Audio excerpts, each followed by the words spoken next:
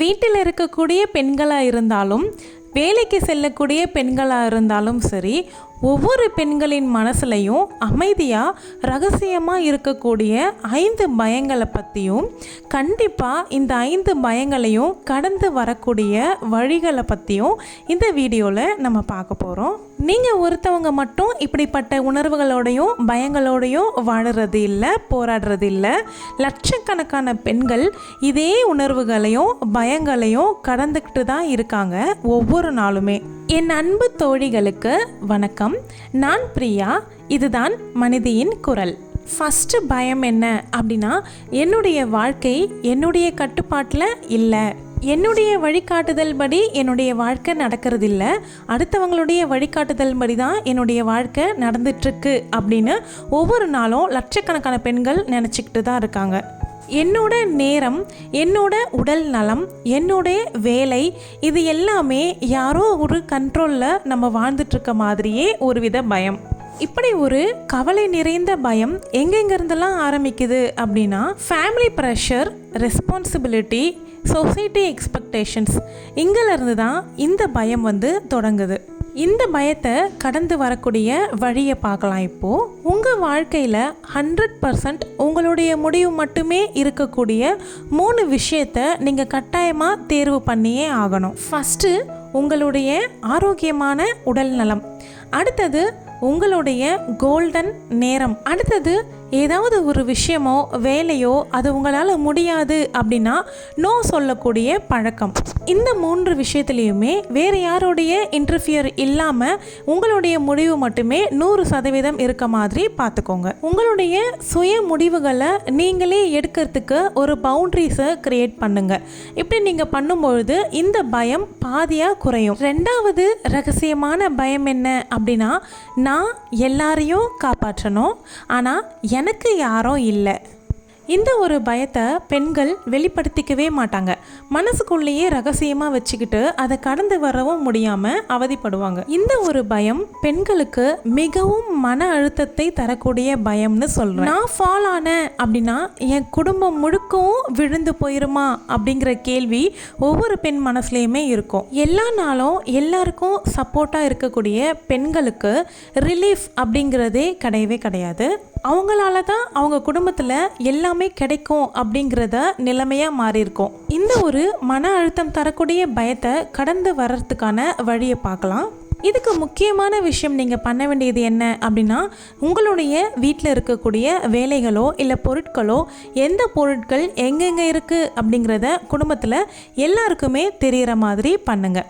நீங்கள் மட்டுமே தலையில் சுமந்துக்கிட்டு நீங்களே இந்த கவலையும் மனசில் வச்சுக்கக்கூடாது. நான் இல்லை அப்படின்னா நீங்கள் எல்லாம் என்ன பண்ணுவீங்களோ அப்படிங்கிற வார்த்தையை எல்லா குடும்பத்தில் இருக்க பெண்களுமே சொல்லியிருப்போம். ஏன், நான் கூட சொல்லியிருக்கேன். இப்போல்லாம் இந்த வார்த்தையை அதிகமாக நான் சொல்கிறதில்ல. அந்த மாதிரி நீங்கள் உங்க வாழ்க்கையை மாத்திக்கோங்க. எல்லாருக்குமே எல்லா வேலைகளையுமே பகிர்ந்து கொடுங்க. நீங்க மட்டும்தான் உங்க இல்லறம் அப்படின்னு கிடையாது. எல்லாரும் சேரும் பொழுதுதான் இல்லறம். மினிமமா ஹெல்ப் கேட்கறத பிராக்டிஸ் பண்ணுங்க. இது நமக்கு பலவீனம் கிடையாது. 3வது கவலை நிறைந்த பயம் என்ன அப்படின்னா, என்னுடைய திறமை வெளிவராமலே போயிருமோ அப்படிங்கிற கவலை. இந்த ஒரு பயம் பெண்களை தூங்கவே விடாது. அமைதியான உறக்கம் அப்படிங்கிறதையே கெடுத்துரும். நிறைய படித்த பெண்களோ இல்லைனா நிறைய திறமைகள் உள்ள பெண்களோ அந்த திறமையை வெளிக்கொண்டு வர்றதுக்கு அவங்களுடைய கணவரோ இல்லைனா குழந்தைகளால் ஏற்படக்கூடிய தடையோ இது ஏதாவது காரணமாக இருக்கும். அதை நினச்சி இனி என்னால் என்னுடைய திறமையை வெளிப்படுத்தவே முடியாதோ அப்படிங்கிற பயத்துக்கு ஆள்பட்டு ஒரு கவலையான மனநிலையிலே எப்போதுமே இருப்பாங்க. அப்படி இல்லாமல் ஒரு காலகட்டம் வரைக்கும் உங்களால் உங்கள் திறமையை வெளிப்படுத்த முடியல அப்படின்னா கூட உங்களுடைய கணவர்கிட்ட சொல்லி அதற்கான ஒரு சொல்யூஷனை நீங்கள் நிச்சயமாக தேடிக்க முடியும். ஒரு வேலைக்கு போகணும் அப்படின்னு நினைக்கிற பெண்கள் பிள்ளைகளுக்காக வீட்டில் இருக்கீங்க அப்படின்னா கூட ஒரு வயதுக்கு மேலே பிள்ளைகள் வளர்ந்துட்டதுக்கு அப்புறமா உங்களுடைய கரியரை நீங்கள் கண்டினியூ பண்ணலாம். இதனால் உங்களுடைய செல்ஃப் கான்ஃபிடென்ஸும் அதிகமாகும். உங்கள் கையில் ஒரு வருமானம் அப்படின்னு இருக்கும்பொழுது உங்கள் திறமையை வச்சு நீங்கள் சம்பாதிக்கக்கூடிய பணத்திற்கு மதிப்பு அதிகமாகவே இருக்கும்.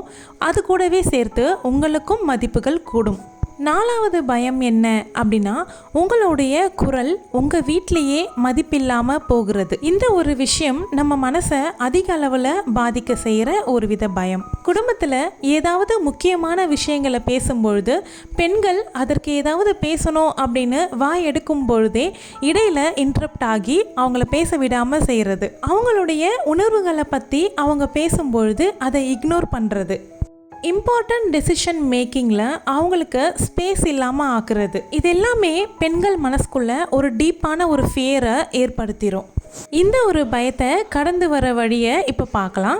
உங்களுடைய வீட்டில் நடக்கக்கூடிய சின்ன சின்ன டிஸ்கஷனில் கூட உங்களுடைய வாய்ஸ் அதில் இருக்க மாதிரி உங்களுடைய கருத்தை நீங்கள் அதில் ஆழமாக பதிவிடுங்க. நீங்கள் உங்கள் குடும்பத்தார்களுக்காக உழைக்கிறதுக்கும் சமைக்கிறதுக்கும் மட்டும் ஆள் இல்லை அப்படிங்கிறத ஒவ்வொரு டைமும் நீங்கள் அவங்களுக்கு உணர்த்துங்க. உங்களுடைய பிள்ளைகள் ஸ்கூலுக்கு போயிட்டு வராங்க அப்படின்னா கூட அவங்களுடைய டேவை உங்கள் கூட ஷேர் பண்ணிக்கிறதுக்கு நீங்கள் அவங்களுக்கு டைம் கொடுங்க. அதே மாதிரி தான் உங்களுடைய கணவனுடைய அந்த டேவை ஷேர் பண்ணுறதுக்கும் நீங்கள் அவங்க கூட டைம் கொடுங்க.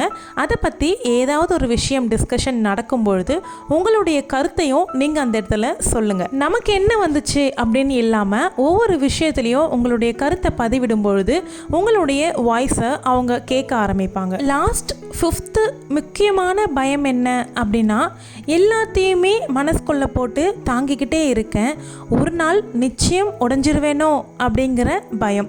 இது ரொம்ப ப்ரைவேட்டான பயம். வெளியில் பார்க்குறதுக்கு ரொம்பவே ஸ்ட்ராங்காக தான் இருப்போம். ஆனால் நம்ம மனசுக்குள்ளே நிறைய வலிகளை தாங்கி தாங்கி எங்கே ஒரு நாள் உடைஞ்சிருவோமோ அப்படிங்கிற எண்ணம், பயம் நமக்குள்ளேயே வந்துக்கிட்டே இருக்கும். இதை நம்ம பெரும்பாலும் யார்கிட்டையும் சொல்லவே மாட்டோம். இதை கடக்க வேண்டியது ரொம்ப ரொம்ப அவசியமானது. ஏன்னா இது நம்ம சைக்காலஜிக்கலாக பாதிக்கக்கூடிய ஒரு பயம். எல்லாத்தையும் எல்லா விஷயங்களையும் யார்கிட்டையுமே சொல்லாமலோ இல்லை ஷேர் பண்ணிக்காமலோ நம்ம மனசுக்குள்ளேயே போட்டு வச்சுக்கும் பொழுது மன அழுத்தம்ங்கிறது அதிகமாகி நம்ம குடும்பத்து மேலே நமக்கு வெறுப்புணர்வு தான் ஏற்படும். எந்த ஒரு சின்ன சின்ன விஷயமா இருந்தாலும் கூட உங்கள் கணவர்கிட்ட நீங்கள் சொல்ல பழகுங்க. நீங்கள் அப்படி சொல்ல ஆரம்பிச்சிட்டிங்க அப்படின்னாவே உங்கள் மனசு ரொம்ப லேசாயிரும். அப்படி இல்லை, அவங்க உங்களுடைய பேச்சை கேட்கிற ஆள் கிடையாது அப்படிங்கிற பட்சத்தில் உங்களுக்கான நம்பிக்கையான ஒருத்தவங்களை யாராவது ஒருத்தவங்களை மட்டும் வச்சுக்கோங்க. ஏன்னா உங்களுடைய பயங்களோ உங்களுடைய எண்ணங்களோ நீங்கள் யார்கிட்ட சொன்னீங்க அப்படின்னா அது வெளியில் போகாமல் இருக்கும் அப்படிங்கிறது உங்களுக்கு தெரியும். ஒரு சிலருக்கு அப்படிப்பட்ட பர்சன்ஸ் யாருமே இருக்கவே மாட்டாங்க. அப்படிப்பட்டவங்க கடவுள்கிட்ட தான் முறையிடுவாங்க. நான் சொல்லியிருந்த இந்த 5 பயங்களும் நம்ம எல்லோர்கிட்டையுமே இருக்கும். பயம் அப்படிங்கிறது பலவீனம் இல்லை, அது நம்மளுடைய கவலையை வெளிப்படுத்தக்கூடிய ஒரு சிக்னல். ஆனால் அதையும் நம்மளால் நிச்சயம் கடக்க முடியும். இது லட்சக்கணக்கான பெண்களின் நிச்சயமான உண்மை. பயம்ங்கிறது உடைக்கிறதுக்கு காத்திருக்கக்கூடிய ஒரு கதவு மாதிரி. அந்த கதவுக்குள்ளேயே மறைஞ்சு இல்லாமல் அதை உடைக்கிறதுக்கு முயற்சி பண்ணுங்க. நீங்கள் ஒரு சிறிய முடிவு எடுக்கிறது உங்கள் வாழ்க்கையில் பெரிய மாற்றத்தை ஏற்படுத்தும். இந்த மனிதையின் குரல் இந்த சேனலினுடைய நோக்கம் முழுக்க முழுக்க பெண்கள் வளர்ச்சிக்காகவும் தன்னம்பிக்கை ஊட்டும் விதமாக தான் இருக்கும். உங்களுக்கு இந்த சேனலோ இந்த வீடியோவோ பிடிச்சிருந்தா வீடியோவை லைக் பண்ணிவிட்டு மனிதையின் குரல் சேனலை சப்ஸ்கிரைப் பண்ணிக்கோங்க. இந்த சேனலில் வரக்கூடிய வீடியோஸ் எல்லாமே ஒரு சீரீஸ் மாதிரி கொண்டுட்டு வந்துட்டுருக்கேன். இதுக்கு முன்னாடியுமே நான் 3 வீடியோ போட்டிருக்கேன். நீங்கள் அதை எதுவும் பார்க்கல அப்படின்னா நிச்சயமாக போய் பாருங்கள், கண்டிப்பாக உங்களுக்கு பிடிக்கும்.